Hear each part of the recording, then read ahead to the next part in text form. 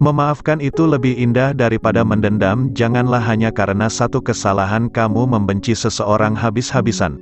Boleh jadi ketika kamu sedang memikirkan kejahatannya, orang yang sedang kamu benci sedang memikirkan kebaikanmu dan sedang bersujud kepada Allah untuk mendoakan kebaikan untukmu. Aku ingin bertanya pada kalian, jawablah sesuai dengan pemikiran kalian. Apa yang akan kalian lakukan pada saat kalian berada di posisiku, pada saat kau masih membutuhkan pelukan dari ibu dan ayahmu? Pada saat kau masih membutuhkan kasih sayang dari ibu dan ayahmu? Pada saat kau masih membutuhkan perlindungan dari ibu dan ayahmu? Dan, pada saat kau masih tidak mengerti akan apa saja yang tersembunyi di dunia ini, dan kau masih membutuhkan ibu dan ayahmu, kau membutuhkan mereka untuk mengajarimu apa saja yang seharusnya kau lakukan saat menghadapi kerasnya hidup.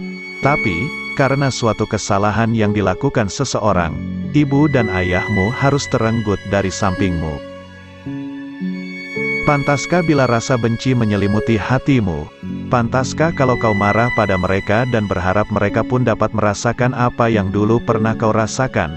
Sakit saat kehilangan orang-orang yang kau cintai. Andai saja mobil mewah itu tidak menyenggol sepeda ayah, andai saja pengendara mobil bisa lebih hati-hati dalam mengemudikan mobilnya. Banyak kata andai yang terpatri dalam memoriku. Namun, kata andai tidak mungkin mengubah apa yang sudah terjadi. Semuanya telah terenggut dariku. Pada saat itu, aku merasa kalau aku mampu berdamai dengan masa lalu. Aku menerima kepahitan yang telah kualami karena semuanya telah Allah takdirkan untukku. Sekuat apapun aku menampiknya, semuanya tidak akan pernah bisa berubah karena Allah yang telah menentukannya. Sudah cukup aku hidup dalam kebencian yang tiada arti. Kebencian ini hanya akan merusak diriku, menenggelamkanku ke dalam kubangan dosa. Mbak Ayah, aku menatap bahagia wajah Zahra yang hari ini terlihat begitu cantik. Aku sangat tidak menyangka kalau dialah yang akan terlebih dahulu menyempurnakan agamanya dalam suatu ikatan sakral. Semuanya pasti akan Allah permudah. Allah yang berkuasa atas hati manusia. Dia yang paling berhak memutarbalikkan hati manusia. Bisa saja saat ini kau tidak mencintainya. Namun siapa yang dapat menebak kalau beberapa jam selanjutnya kau akan sangat mencintai suamimu? Aku berusaha menenangkannya. Berulang kali ia mengeluh padaku kalau ia sama sekali tidak mencintai laki-laki yang sebentar lagi akan menjadi imam bagi dirinya. Tangan Zahra terasa dingin saat suara lantunan ayat suci mulai terdengar. Lantunan ayat suci itu menandakan kalau tinggal menunggu beberapa menit lagi proses ijab kabul akan segera dilaksanakan. Kakiku terasa lemas saat melihat wajah seseorang yang baru saja mengucapkan kalimat ijab untuk Zahra tertangkap oleh layar kamera. Mereka sengaja merekamnya agar Zahra dapat melihat langsung proses akad nikah melalui layar LCD di dinding kamarnya. Dia, seseorang yang secara diam-diam kukagumi, namanya yang secara diam-diam selalu terselip dalam doaku. Dia yang selama ini kuharapkan untuk menjadi imamku dan ayah bagi anak-anakku kelak. Ya Rab, aku beristighfar, berharap gemuruh cemburu yang kini tengah memenuhi hatiku segeranya. Ingatlah, Ayana, dia kini telah menjadi suami dari keponakanmu, keponakan yang sudah kau anggap seperti adikmu. Setelah mengucapkan kata selamat, aku segera pamit.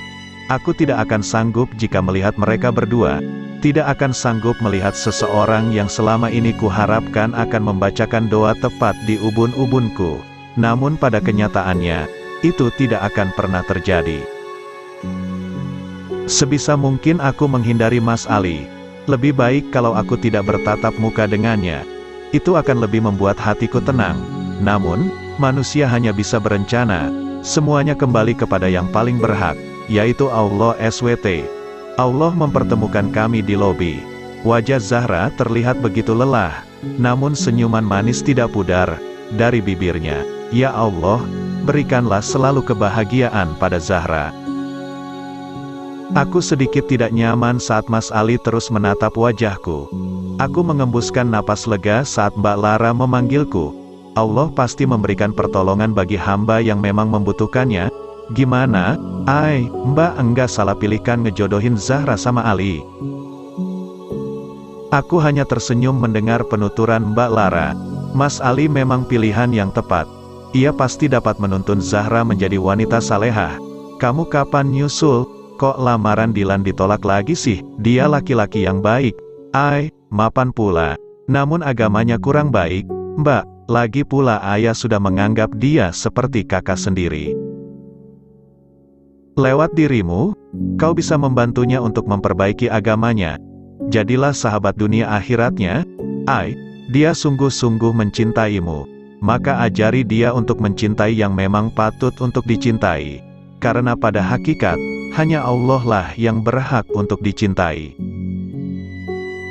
Perkataan Mbak Lara sungguh menenangkan hatiku. Dilan sahabatku sedari kecil. Ia menyaksikan betapa pahitnya kehidupanku di masa lalu. Ia baik, mapan, dan tentunya mempunyai wajah rupawan. Sayangnya, ia tidak memiliki ilmu agama yang baik. Ia masih sering melakukan tindakan yang diharamkan oleh Allah, seperti mabuk-mabukan, bermain wanita, dan meninggalkan segala kewajibannya pada Allah. Aku sudah mengingatkannya berulang kali, namun jawaban yang keluar dari bibirnya hanyalah, hidup hanya sekali, Ayana. Jadi nikmatilah semuanya sebelum maut menjemputmu. Karena hidup ini sekali, maka manfaatkan hidupmu sebaik mungkin sebelum penyesalan kau rasakan di akhir hayatmu.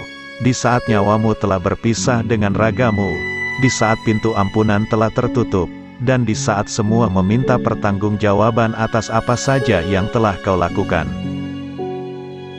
Please, jangan menceramai aku, sudah cukup mama yang selalu menceramai aku siang dan malam. Jadi, yang aku butuhkan hanya kasih sayangmu. Ayanaku sayang. Dilan. Ia sahabat terbaikku. Aku berharap ia bukan hanya menjadi sahabatku di dunia, melainkan juga menjadi sahabatku kelak di akhirat. Namun, aku tidak berkeinginan untuk menjadikannya imamku. Bukan semata-mata karena agamanya, melainkan karena aku sudah menganggapnya sebagai kakakku sendiri. Mana bisa aku menikah dengan seorang kakak? Setan senantiasa menggoda manusia dari segala arah, melalui seseorang yang kau benci. Bahkan, setan pun menggodamu melalui orang-orang yang kau cintai. Ayana yakin kalau perlahan-lahan ia akan mampu menghilangkan rasa yang membelenggunya.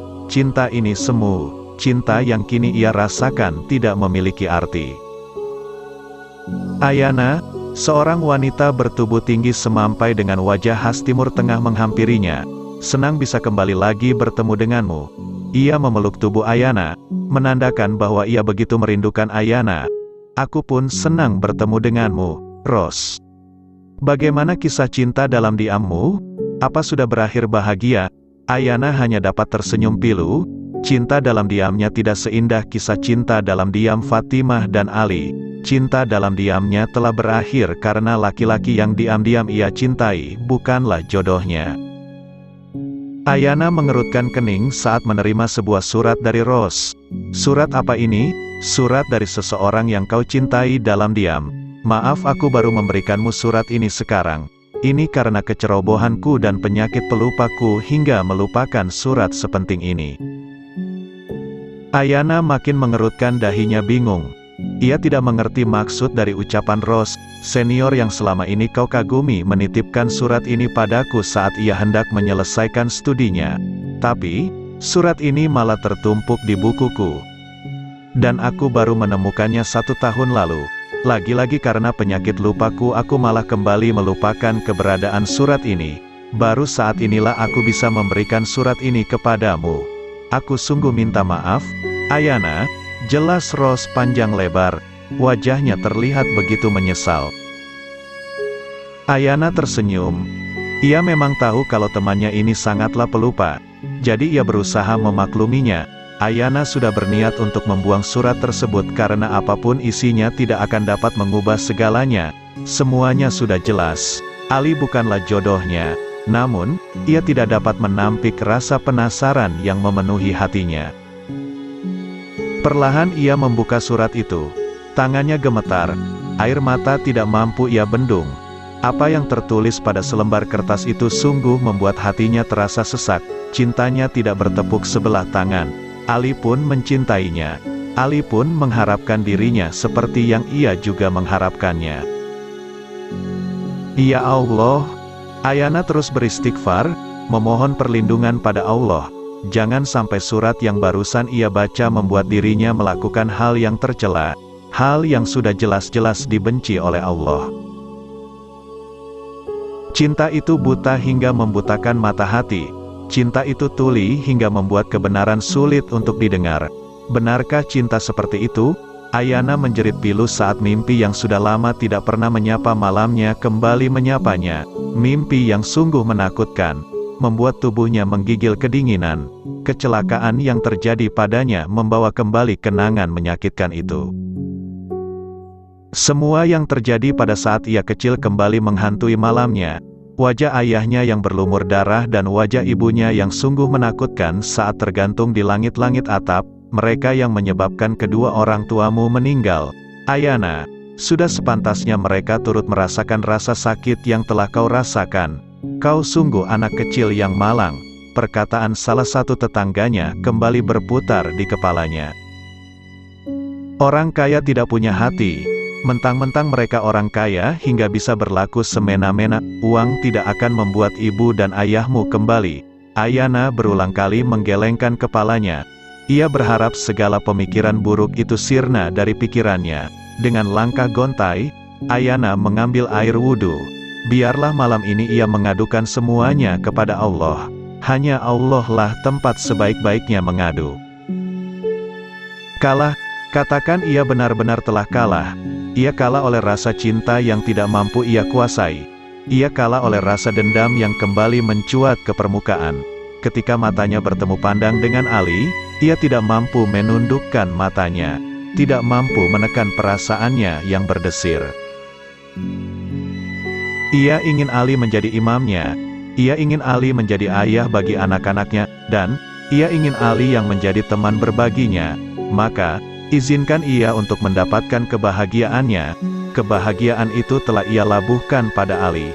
Maafkan Mbak Ra, ucap Ayana lirih saat wajah Zahra terbayang di pelupuk matanya. Di tangannya sudah terdapat sepucuk surat yang ia tulis untuk Ali.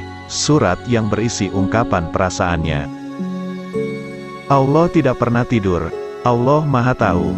Allah Maha Adil. Beberapa hari setelah ia menjebak Ali, Allah menunjukkan kemaha-adilannya. Ayana mengerutkan keningnya saat ia mendengar suara ketukan berulang-ulang di pintu apartemennya. Siapakah yang bertamu malam-malam begini? Mata Ayana membulat saat melihat sosok Dilan yang tengah duduk bersandar tepat di samping pintu apartemennya. Apa yang sedang kau lakukan? Tanya Ayana bingung melihat keadaan Dilan yang jauh dari kata rapi. Ayana, oh, Ayanaku sayang. Dengan terhuyung, Dilan beranjak dari posisi duduknya. Aku sungguh mencintaimu. Kau tahu, aku sungguh mencintaimu. Kau mabuk. Ayana sudah hendak kembali menutup pintu untuk menghalau Dilan yang akan merangsak masuk. Namun kekuatannya kalah telak. Ayana menepis tangan Dilan yang hendak menyentuh pipinya. Kenapa? Apakah aku begitu kotor hingga kau tidak sudi ku sentuh? Mata Dilan yang sendu berubah tajam. Ia tidak suka Ayana menolaknya. Dilan, sakit. Ayana meringis pilu saat Dilan mencengkeram pergelangan tangannya dengan begitu erat.